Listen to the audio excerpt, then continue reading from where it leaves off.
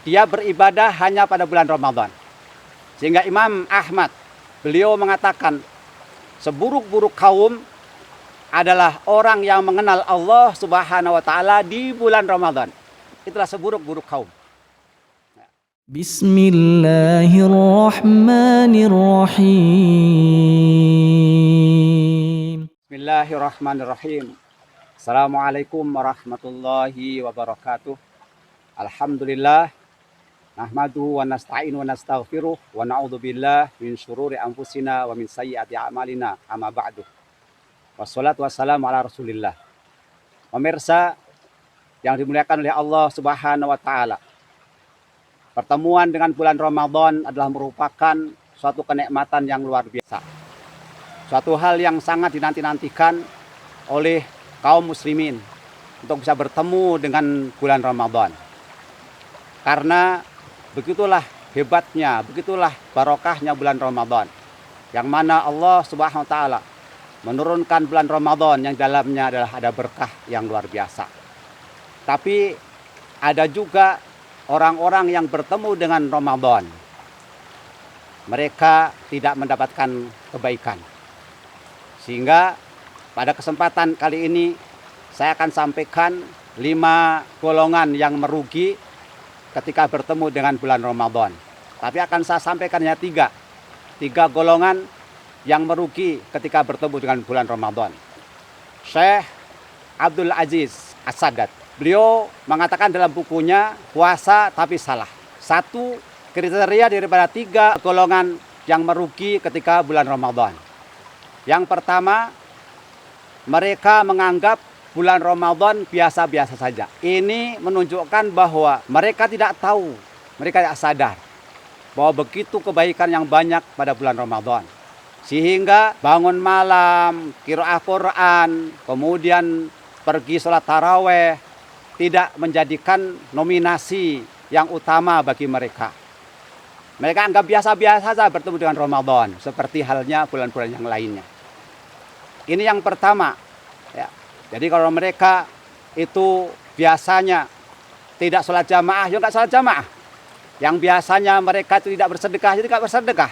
Jadi nggak ada sentuhan sedikit pun ketika bertemu dengan bulan Ramadan. Ini saya sangat sayang sekali. Kelompok yang kedua adalah kelompok yang mana dikatakan bahwa ketika dia bertemu dengan bulan Ramadan, dia beribadah hanya pada bulan Ramadan. Sehingga Imam Ahmad, beliau mengatakan, seburuk-buruk kaum adalah orang yang mengenal Allah Subhanahu wa taala di bulan Ramadan. Itulah seburuk-buruk kaum. Ya. Memang hal yang dilumrah, yang wajar hari ini. Ketika bulan Ramadan, mereka berbondong-bondong pergi ke masjid untuk melaksanakan sholat taraweh. Ketika bulan Ramadan, kemudian mereka pakai jilbab. Ini hal yang positif yang memang boleh dilakukan. Tapi hanya saja kalau kebaikan-kebaikan di bulan Ramadan ini hanya dilakukan di dalam bulan Ramadan saja, setelah bulan Ramadan kemudian mereka tinggalkan semua kebaikan-kebaikan pada bulan Ramadan itu, inilah yang sangat rugi. Maka tadi dikatakan Imam Ahmad mengatakan bahwa seburuk-buruk kaum adalah manusia yang mengenal Allah hanya di bulan Ramadan.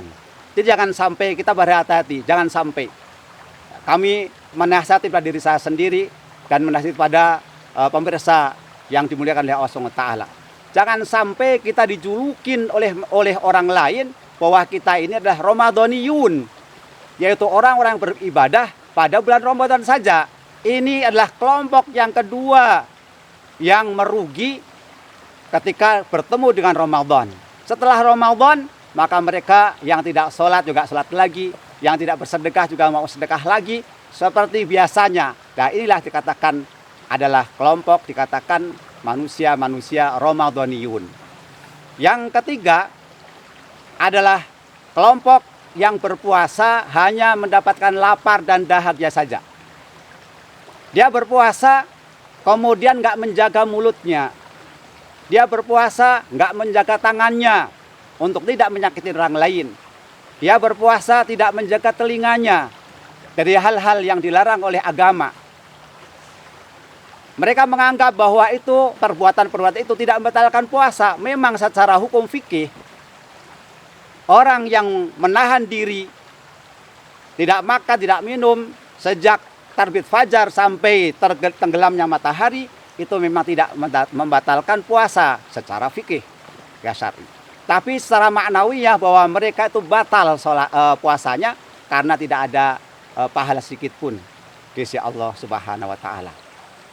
Ini maka hadis Rasul sallallahu alaihi wasallam, ya, barang siapa yang tidak bisa meninggalkan ucapannya dan perbuatan yang buruk, maka Allah SWT tidak peduli dengan yang ditinggalkan, mereka meninggalkan makanan dan minuman di siang hari.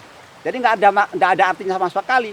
Nah, inilah pertemuan bulan Ramadan yang menjadikan kelompok orang yang ketiga tadi adalah kelompok yang merugi di sisi Allah Subhanahu wa taala. Di mana di awal tadi saya sampaikan bahwa Ramadan adalah merupakan bulan yang sangat berkah, di mana Ramadan ini adalah menjadikan wasilah manusia bisa menuju jannah.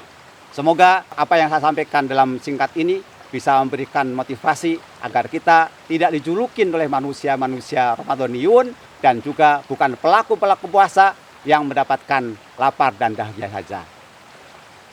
Wa'alaikum wabillahi taufiq wal hidayah. Assalamualaikum warahmatullahi wabarakatuh.